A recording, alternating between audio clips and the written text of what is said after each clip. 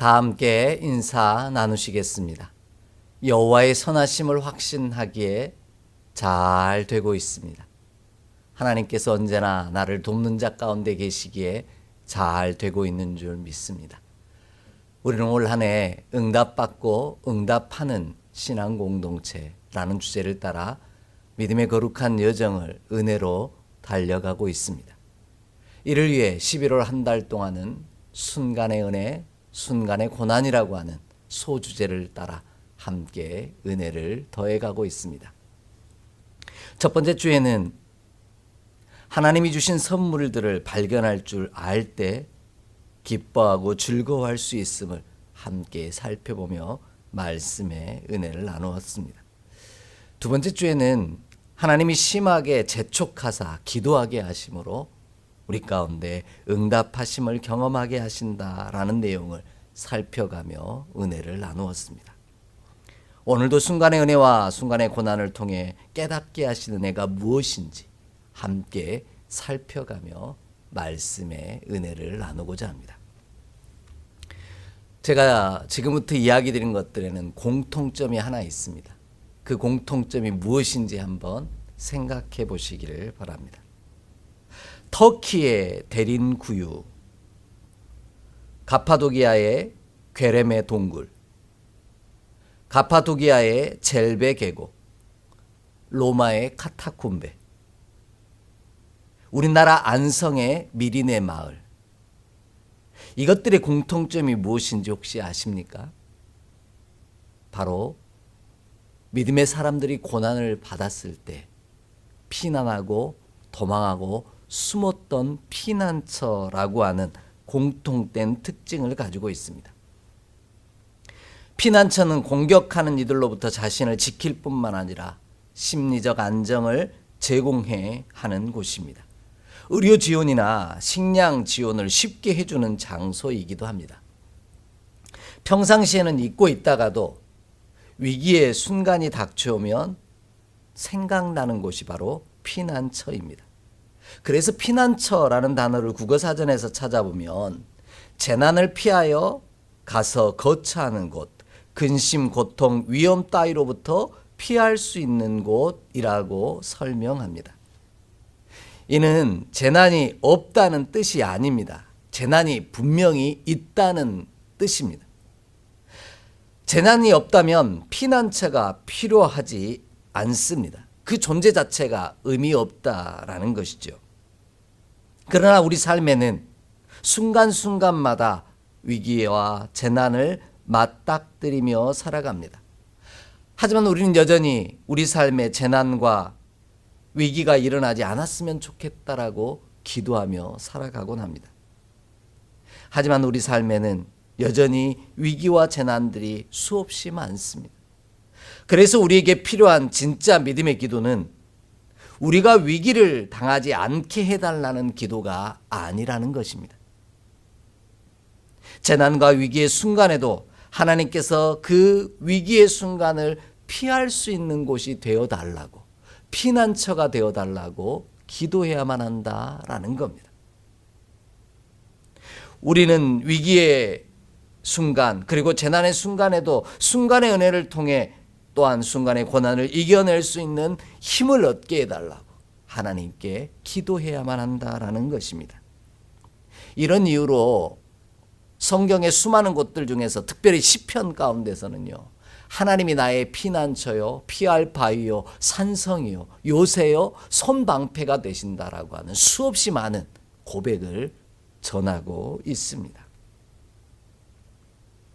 삶의 피난처가 없는 이들은 모두에게 찾아오는 재난과 위기 가운데 쉽게 무너지고 또 그 고난을 이겨내지 못하기 때문입니다.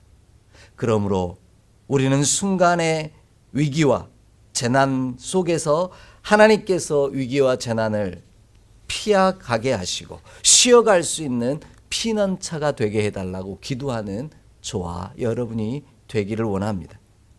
그리하면 우리의 삶에 닥쳐온 위기와 재난의 순간들 속에서도 여전히 순간의 은혜들로 우리를 견디게 하시고 이기게 하시며 소망을 바라보는 축복의 백성이 되게 하실 줄 확신합니다.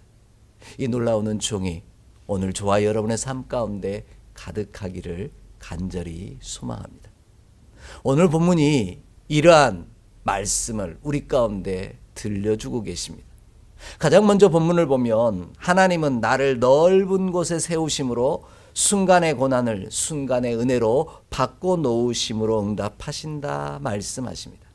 본문 5절 말씀을 함께 좀 읽겠습니다. 5절 말씀입니다. 내가 고통 중에 여호와께 부르짖었더니 여호와께서 응답하시고 나를 넓은 곳에 세우셨도다. 아멘. 오늘 믿음의 사람은 자신이 고통 중에 있음을 분명히 하고 있습니다. 자기가 행복하고 복된 자리에 있다는 게 아니라, 앞으로 닥쳐올 고난 앞에 있다는 것이 아니라 지금 이 순간 고통 가운데 거하여 있다라고 분명하게 시인하고 있다라는 겁니다. 지금 고통 중에 있기에 내가 하나님에게 부르짖을 수밖에 없다라는 겁니다. 이에 우리도 믿음의 사람처럼 고통의 순간 중에 있을 때 하나님께 부르짖을 수 있는 저와 여러분이 되기를 원합니다. 왜 이렇게 이야기를 드리냐면, 고통의 순간이 닥쳐와도 하나님께 부르짖어 간구하는 이가 있는가 하면 그렇지 않는 이들이 더 많이 있기 때문입니다. 오히려 고통의 순간 하나님을 원망하고 저주하고 불평하며 탄식하는 자리에 설 때가 많더라는 겁니다. 왜냐하면 고통 중에 있다 하면 모든 사람들이 다 나만을 바라보기 때문이라는 겁니다. 하나님께서 나를 고통 가운데서 벗어나게 하신 은혜를 체험하고 기억하는 자만이 하나님께 부르짖어 고통 중에 간구할 수 있다라는 말입니다. 이런 이유로 고통이 없는 자가 복된 것이 아니라 고통 중에 있음에도 불구하고 내가 하나님께서 베푸신 은혜를 기억하는 자가 진짜 복의 사람이라는 겁니다. 그는 그 은혜를 기억하기에 또다시 하나님께 은혜 받기 원하여 간구하는 자가 되기 때문입니다. 하나님이 베푸신 은혜를 경험한 사람만이 하나님께서 기도할 마음이 생기게 하시기 때문이라는 겁니다. 이런 믿음의 고백을 했던 주의 종이 있습니다. 바로 다윗이라고 하는 주의 종입니다. 우리 함께 찾아 읽겠습니다. 사무엘하 7장 25절로 27절의 말씀입니다. 사무엘하 7장 25절로 27절의 말씀입니다. 함께 봉독하겠습니다. 여호와 하나님이여, 이제 주의 종과 종의 집에 대하여 말씀하신 것을 영원히 세우셨사오며 말씀하신 대로 행하사 사람이 영원히 주의 이름을 크게 높여 이르기를 만군의 여호와는 이스라엘의 하나님이라 하게 하옵시며 주의 종 다윗의 집이 주 앞에 견고하게 하옵소서. 만군의 여호와 이스라엘의 하나님이여, 주의 종의 귀를 여시고 이르시기를 내가 너를 위하여 집을 세우리라 하셨으므로 주의 종이 이 기도로 주께 간구할 마음이 생겼나이다. 아멘. 다윗은 주의 종과 종의 집에 대하여 말씀하신 대로 이루어진 하나님의 은혜를 경험했기 때문에 지금 이 기도로 기도할 마음이 생겼다라고 고백하고 있습니다. 하나님이 베푸신 은혜를 경험했기 때문에, 하나님의 말씀대로 이루어짐을 내가 경험했기 때문에 그 은혜를 기억하고 기도할 마음이 생겼다라는 뜻입니다. 결국 하나님의 은혜의 체험이 없으면 우리는 절대로 기도할 마음이 생기지 않는다라는 뜻입니다. 그러므로 우리가 순간의 고난 가운데서 벗어나 은혜의 순간으로 나아가기를 원한다면 하나님으로 말미암아 고통의 순간을 은혜로 이겼던 것들을 끊임없이 기억해야만 한다라는 겁니다. 그 기억이 나로 똑같은 고난의 순간에 하나님께 부르짖어 간구할 수 있게 만드는 힘이 되기 때문입니다. 지금 닥쳐온 고난의 순간도 하나님께서 나로 이기게 하실 것을 기대하는 마음이 우리 가운데 생기기 때문이라는 말씀입니다. 우리가 하나님이 허락하신 은혜의 순간들을 기억하지 못한다면 절대로 고통 중에 하나님께 부르짖지 아니할 것이요, 그로 인해 고통의 순간을 벗어날 방법도 사라져버리고 없어져 버린다는 사실을 기억하길 원합니다. 이에 우리는 고통 중에 거할 때 하나님이 베푸셨던 은혜를 기억하고 또 기억하길 원합니다. 그래서 그 은혜를 기억함으로 하나님께 부르짖어 간구하는 저와 여러분이 되길 원합니다. 그리하면 하나님께서 나로 간구할 마음을 생기게 하심으로 내가 아닌 하나님이 나로 고통의 순간을 이기게 하시는 놀라운 축복을 경험하게 하실 줄 확신합니다. 이처럼 믿음의 사람은 하나님이 허락하신 은혜의 순간들을 경험한 것 때문에 고통 중에서도 또다시 부르짖어 간구합니다. 그리하면 하나님께서는 응답하시는데요, 오늘 본문이 뭐라고 표현하고 있냐면 넓은 곳에 세우신다라고 말씀하십니다. 이것이 하나님의 응답하심이라는 거죠. 하나님께서 우리를 넓은 곳에 세우신다라는 말의 의미는 무엇일까요? 바로 거치는 것, 걸리적거리는 것이 없는 곳에 세운다라는 겁니다. 내가 움직임에 거치는 것이 없고 걸리는 것이 없으면 상처 입을 일이 없다라는 뜻입니다. 나에게 고통을 줄 것이 없다는 뜻이기 때문이죠. 이것이 고통의 순간에도 하나님께 기도하는 자에게 주시는 하나님의 은혜입니다. 내가 스스로 나의 힘으로 넓은 곳으로 나아가 서는 것이 아니라 하나님께서 나로 넓은 곳에 세우신다라는 겁니다. 내가 스스로 탈출하는 게 아니라 하나님이 나로 구원하여 주심을 경험하게 하신다라는 뜻입니다. 그런데 이것은 단순히 그냥 넓은 곳에 섰다라는 뜻이 아닙니다. 고통 중에 있는 사람에게 나타나는 특징 때문입니다. 고통 중에 있는 사람들은 모든 게 좁아집니다. 보는 시선도 좁아지고요, 생각하는 것도 좁아지고요, 그 마음도 좁아집니다. 그런데 은혜 안에 있는 자는 어떻습니까? 그 생각도 넓어지고요, 시야도 넓어지고요, 마음도 넓어집니다. 이것이 고통 중에 있는 자와 은혜 중에 있는 자의 차이라는 겁니다. 그래서 고통 중에 있는 사람은 진짜 봐야 할 것들을 보지 못할 때가 참 많습니다. 보이는 것도 안 보이는 것으로 착각하며 살아갈 때가 많다라는 것이죠. 왜냐하면 딱딱하게 굳어버리기 때문입니다. 그래서 본문이 이야기하는 고통이라고 하는 이 번역한 단어는 메짜르라고 하는 히브리어 단어를 쓰고 있는데, 이 단어는 단단한 뼈 뭐 이런 뜻을 가지고 있습니다. 결국 고통 중에 있는 사람은 시야도 생각도 마음도 단단하고 좁아진다라는 것입니다. 상처 입으면 단단해지고 딱딱해지는 것과 같은 이치입니다. 그로 인해 좁은 곳에 거함으로 고통스럽게 만들어 버리는 거죠. 나로 시야도 좁아지고 생각도 좁아지고 마음도 좁아지다 보니 걸리적거리는 게 참 많아진다라는 겁니다. 반대로 은혜의 순간에 있는 사람은 넓은 곳에 서게 하십니다. 그러다 보니 시야도 트이고요, 생각도 트이고요, 마음도 넓어집니다. 그런 상태를 우리는 평안하다라고 이야기하죠. 왜? 걸리는 것이 별로 없거든요. 부딪히는 게 별로 없다라는 겁니다. 우리 잠잘 때를 한번 생각해 보십시오.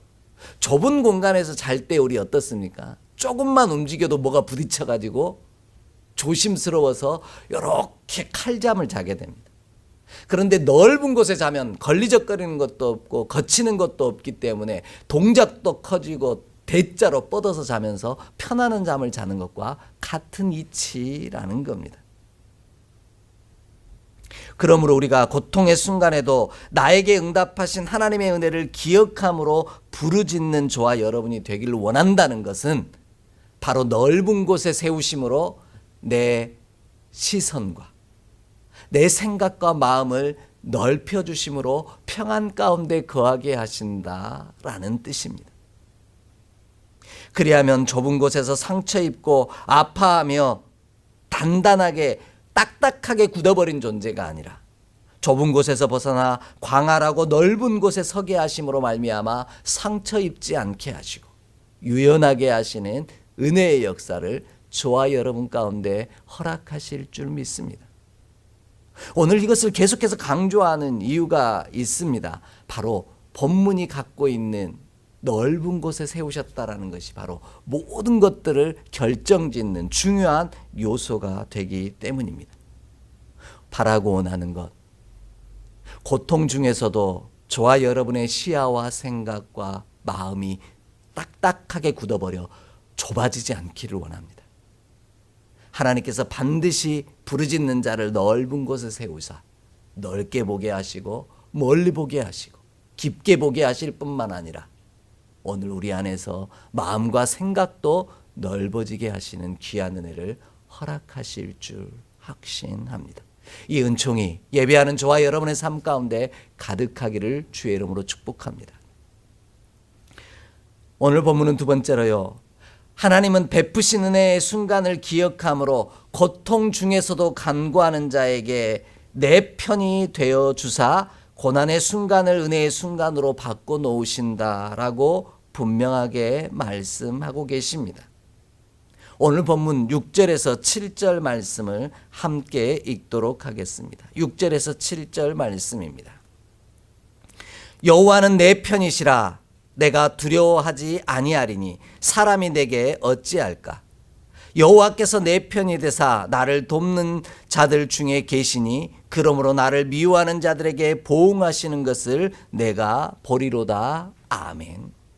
하나님은 고통 중에도 하나님이 베푸신 은혜의 순간을 기억하고 간구하는 자의 편이 되어주사 고통에서 순간에서 벗어나 은혜의 순간으로 움직이게 만드십니다. 그 표현이 어땠다고요? 좁은 곳에서 넓은 곳으로 옮겨 놓으신다라는 겁니다. 누군가가 내 편이 되어 준다는 것은 엄청난 위로이자 힘입니다. 그런데 고통 중에 거하는 자는 딱딱하고 좁아진 시선과 생각과 마음 때문에 내 곁에서 나를 도우려고 기다리는 이들을 바라보지 못하게 만든다라는 특징을 가지고 있습니다. 그래서 고통 중에 있는 사람들은 내 곁에는 아무도 없어. 나는 늘 혼자야. 뭐 이런 생각을 많이 하게 된다라는 거죠. 왜? 시야가 좁아지고 생각과 마음이 좁아지고 단단하게 굳어버리기 때문이라는 겁니다. 그런데 반대로 고통의 순간에도 은혜를 기억하며 간구하는 자는 넓은 곳에 세우신다라는 말은 곧 유연하고 넓어진 시선과 생각과 마음 때문에 내 곁에서 나를 도우려고 하는 이들이 돕기 위해 기다리고 있는 이들을 발견할 수 있게 되더라는 거죠. 그래서 은혜 안에 있는 사람들은 어떻습니까? 나를 돕기에 도와주는 사람들이 너무 많다고, 그래서 은혜라고 이야기한다라는 겁니다. 내 곁에서 내 편이 되어주시는 하나님을 발견함으로 고통의 순간을 은혜로 순간으로 바꿔놓는 축복을 누리더라는 것이죠. 하나님께서 내 편이 되어주시고 계심을 발견할 때 우리는 고통의 순간을, 고난의 순간을 은혜의 순간으로 바꿔놓을 수 있다라는 겁니다. 이것이 우리로 고난의 순간을 은혜의 순간으로 바꿔놓는 능력이요 권세가 됩니다. 한없이 좁아진 나는 내 편이 하나도 없다고 생각하던 자리에서 내 편이 많다는 사실을 발견하는 곳으로 움직이게 하신다라는 거죠. 반드시 기억하길 원합니다. 하나님이요, 내 편이 아니셨던 적은 단 한 번도 없습니다. 단지 내가 내 편이 되시기 위해 기다리시는 하나님을 바라보지 못할 뿐이라는 겁니다. 이러한 사실을 구체적으로 보여주었던 아주 특별한 이야기가 엘리사의 이야기 속에 담겨 있습니다. 우리 좀 함께 찾아 읽겠습니다. 열왕기하 6장 15절로 17절의 말씀입니다. 열왕기하 6장 15절로 17절의 말씀입니다. 함께 봉독합니다. 하나님의 사람의 사환이 일찍이 일어나서 나아가 보니 군사와 말과 병거가 성읍을 에워쌌는지라. 그의 사환이 엘리사에게 말하되 아 내 주여 우리가 어찌하리이까 하니 대답하되 두려워하지 말라 우리와 함께한 자가 그들과 함께한 자보다 많으니라 하고 기도하여 이르되 여호와여 원하건대 그의 눈을 열어서 보게 하옵소서 하니 여호와께서 그 청년의 눈을 여심해 그가 보니 불말과 불병거가 산에 가득하여 엘리사를 둘렀더라. 아멘. 엘리사는요, 아람 왕에게는 미운털이었습니다. 눈에 가시처럼 괴롭게 했던 사람이에요. 그래서 엘리사가 사마리아 성에 머문다는 소식을 듣고 온 사마리아 성을 에워싸 엘리사를 죽이려고 합니다. 이 모습을 아침에 일어나서 바라본 엘리사의 사환이 엘리사를 깨우면서 이야기하는 겁니다. 우리 죽게 됐다는 거예요. 눈앞에 보시라고 수많은 아람 군대가 우리를 둘러싸 에워싸고 있지 않냐고. 그러니 우리는 이제 죽게 되었다라고 탄식하며 엘리사에게 말합니다.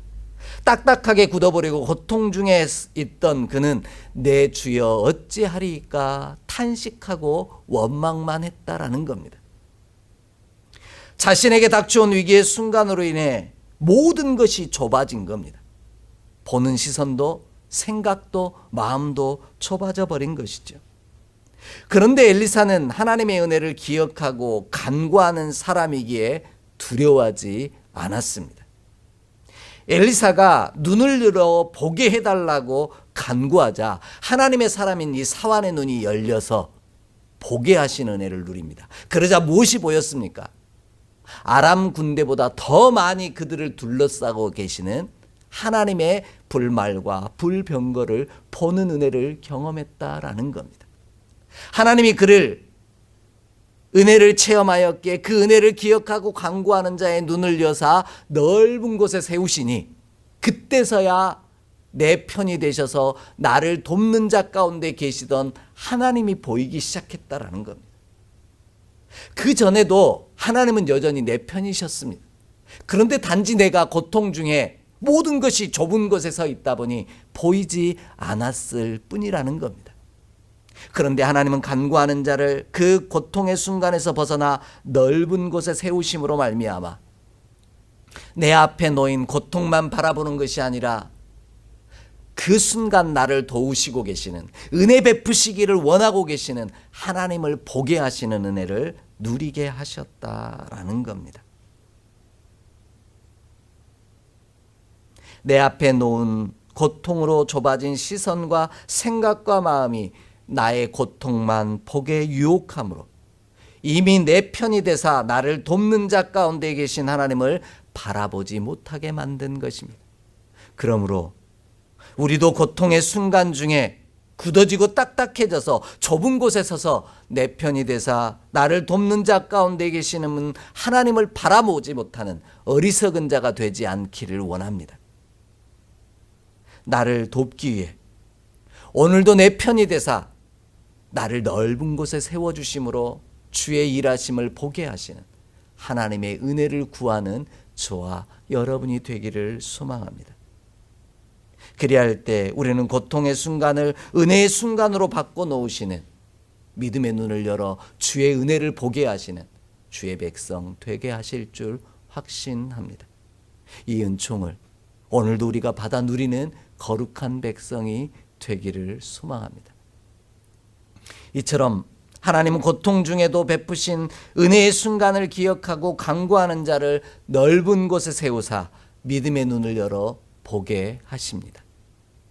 하나님이 내 편이 되어주고 계심을 깨닫게 하십니다. 그로 인해 우리는 아무것도 두려워하지 않습니다. 세상에서 제일 무서운 존재가 무엇일까요? 사람이라는 말이 있습니다.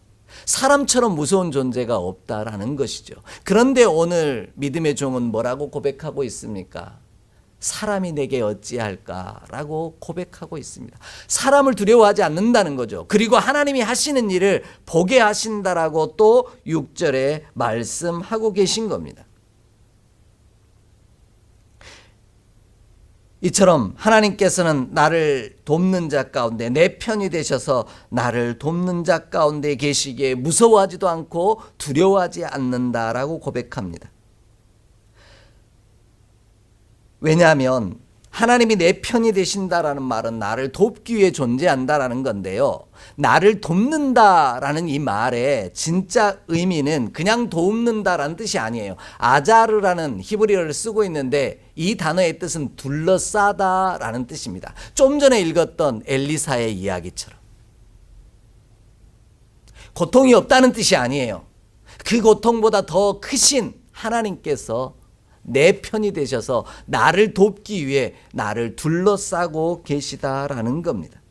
울타리가 되어주신다는 말이요, 산성이 되어주신다라는 말씀을 하고 계십니다. 한마디로 나를 호위하신다라는 말씀인 거죠. 앞에서 살펴본 엘리사와 사환의 이야기처럼 하나님이 나의 경호원이 되셔서 나를 돕기 위해 나를 둘러싸고 계심을 발견하게 된다라는 겁니다. 우리 영화나 드라마 이런 걸 보면 경호원들이 움직이는 모습 보셨지 않습니까? 그 주인공을 보호하기 위해 둘러싸고 그를 앞뒤에서 호위하는 것과 같이 하나님께서 그와 같이 나를 돕기 위해 둘러싸고 계시다라는 겁니다. 그러므로 우리가 고통 중에 좁은 곳에 서 있기보다 베푸신 은혜를 기억함으로 하나님께 간구함으로 넓은 곳에 서는 자 되기를 원합니다. 그리하여 우리의 시선도 우리의 생각도 마음도 넓어져서 믿음의 눈을 열어 나를 돕기 위해 둘러 진치고 계시는 하나님을 바라볼 줄 아는 믿음의 사람 되기를 소망합니다.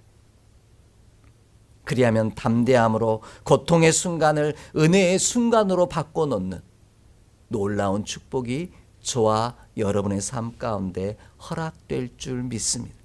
이것이 하나님의 응답임을 기억하는 저와 여러분 되기를 간절히 소망합니다. 마지막으로요. 하나님은 베푸신 은혜의 순간을 기억함으로 고통 중에 간구하는 자에게 편히 되사 더욱더 하나님을 신뢰하게 하심으로 응답하신다라고 말씀하십니다. 본문 8절로 9절 말씀을 함께 읽겠습니다. 8절로 9절입니다. 여호와께 피하는 것이 사람을 신뢰하는 것보다 나으며 여호와께 피하는 것이 고관들을 신뢰하는 것보다 낫도다. 아멘. 하나님은 고통 중에서 베푸신 은혜를 기억함으로 간구하는 자를 넓은 곳에 세우심으로 또다시 구원하시는 은혜를 경험하게 하십니다. 이것이 더욱더 주를 신뢰하게 만든다라는 거죠. 그래서 본문 8절 9절이 이렇게 얘기합니다. 여호와를 신뢰하는 것이 더 낫다라는 것이죠. 그런데 앞에 뒤에 표현을 보면 좀 다릅니다. 여호와를 신뢰한다는 건 무엇일까요? 그것은 여호와께 피하는 것이다 라고 분명하게 말씀하고 계십니다. 여호와께 피하는 것이 하나님을 신뢰하는 일이라는 것이죠. 그래서 처음 대린구유나 카타콤베나 미린의 마을을 소개했던 이유가 거기 있습니다. 하나님을 피난처로 삼은 사람, 하나님을 신뢰하는 사람만이 하나님께 피하는 은혜를 누리게 한다라는 겁니다. 본문이 이야기하는 신뢰한다라고 번역한 이 단어 다 전부가 바로 피한다라는 뜻과 같은 맥락을 갖는데 그것이 바로 하나님을 신뢰한다라는 뜻입니다. 어린아이가 위기의 순간이 닥쳐오면 엄마를 찾는 것과 같은 이치입니다. 어린아이가요, 잠을 자거나 어려운 일이 닥쳐오지 않으면 할머니, 할아버지 또는 아빠나 이웃과 친구들과 지내는 게 하등이 문제가 안 됩니다. 그런데 자기가 조금이라도 불편한 순간이 와요. 전립다든지 아니면 어디가 불편하다든지 그러면은 꼭 찾는 게 있습니다. 바로 엄마의 품을 찾더라는 거죠. 가장 위기가 닥쳐오고 힘겨운 순간이 닥쳐오고 불편한 일이 생기면 나의 피난처를, 내가 가장 신뢰하는 곳을, 내가 피하고 싶은 곳을 떠올리게 되어 있다라는 겁니다. 이처럼 우리도 고통의 순간이 닥쳐올 때 좁은 곳에 서서 딱딱하게 굳어버림으로 말미암아 좁은 시야와 생각과 마음을 가지고 고통의 순간 중에 머무르는 자가 아니라 하나님을 신뢰함으로 하나님께 기도하여 주께 피하는 자 되기를 원합니다. 그러면 하나님께서 우리를 넓은 곳에 세우사 우리의 시선을 믿음의 눈을 열어 내 편이 되사 돕는 하나님을 보게 하시고 마음과 생각을 넓혀주시는 놀라운 은총을 허락하실 줄 믿습니다. 그로 인해 그 고통의 순간을 이겨내게 하사 더욱 주를 신뢰하게 만드신다라는 겁니다. 하나님께 피하면, 하나님을 나의 피난처로 삼으면 내가 이 고통의 순간들을 은혜의 순간들로 바꿔놓을 수 있구나라는 사실을 믿음으로 경험하면서 더욱 주를 의지하게 되어 있다라는 겁니다. 이런 놀라운 고백을 한 믿음의 종이 있습니다. 바로 그가 예레미야라고 하는 주의 종입니다. 눈물의 선지자 예레미야가 부른 애가 가운데 놀라운 믿음의 고백이 있습니다. 우리 좀 함께 찾아 읽겠습니다. 예레미야 애가 3장 24절로 26절의 말씀입니다. 예레미야 애가 3장 24절로 26절입니다. 함께 봉독합니다. 내 심령에 이르기를 여호와는 나의 기업이시니 그러므로 내가 그를 바라리라 하도다. 기다리는 자들에게나 구하는 영혼들에게 여호와는 선하시도다. 사람이 여호와의 구원을 바라고 잠잠히 기다림이 좋도다. 아멘. 눈물의 선지자 예레미야는 눈물나게 힘겨운 고통의 순간에도 그 순간마다 은혜를 베푸셨던 하나님을 기억하고 또다시 기다린다라고 고백하고 있습니다. 하나님께 간구한다라고 고백하고 있습니다. 예레미야가 그렇게 할 수 있었던 이유는 하나님께서는 기다리는 자들에게나 구하는 자들 영혼들에게 언제나 선하신 분이시요 좋으신 분이시라는 신뢰가 있었기 때문입니다. 그러므로 우리도 눈물로 탄식하는 삶을 살았음에도 여전히 하나님의 선하심과 좋으심을 신뢰하며 은혜를 구하며 간구하는 예레미야처럼 하나님을 신뢰함으로 간구하는 저와 여러분이 되길 원합니다. 고통 중에 단단하게 굳어버려서 좁아지고 딱딱해진 마음과 또한 생각을 가진 자가 아니라 간구함으로 하나님께서 그 고난의 순간을 벗어나 은혜의 자리에 세우심으로 말미암아 넓은 곳에 세우셨던 은혜의 체험이 믿음의 눈을 여사 내 편이 되신 주님을 바라보게 하시는 믿음의 사람으로 살게 하시길 원합니다. 그리하면 그 은혜의 체험이 또다시 주를 더욱 신뢰하게 함으로 말미암아 하나님께 피하는 믿음의 종이 되게 하실 줄 믿습니다. 하나님께서 내 편이 되사 나를 돕기 위해 준비하고 계심을 눈을 열어 보게 하실 줄 믿습니다. 하나님의 구원하시는 은혜를 또다시 경험함으로 하나님을 더욱 신뢰하게 하시고 의지하게 하시는, 그로 인해 이겨내게 하시는 주의 은총이 오늘 저와 여러분 가운데 반드시 허락될 줄 확신합니다. 이 은총이 예배하는 저와 여러분의 삶 가운데 가득하기를 주의 이름으로 축복합니다. 기도하겠습니다. 하나님, 고통 중에 매몰되고 쌓여 좁아진 시선과 생각과 딱딱하게 굳어버린 마음으로 여전히 고통 중에 있지 않도록 주님 도와 주옵소서. 고통 중에서도 나를 구원하신 은혜의 순간을 기억하게 하사 주님께 간구함으로 말미암아 넓은 곳에 서게 하사 유연해진 넓어진 시선과 믿음의 눈을 열어 보게 하시고 부드러운 마음과 생각으로 내 편이 되사 나를 돕는 자 가운데 계신 하나님을 발견하는 축복을 허락하여 주옵소서. 그리하여 더욱더 주께 신뢰함으로 주님께 피하는 믿음의 백성 되게 하여 주옵소서. 그리하여 이 고통의 순간을 은혜의 순간으로 바꿔놓는 참 복의 사람 되게 하여 주옵소서. 우리 주 예수 그리스도 이름으로 축복하며 기도하옵나이다. 아멘.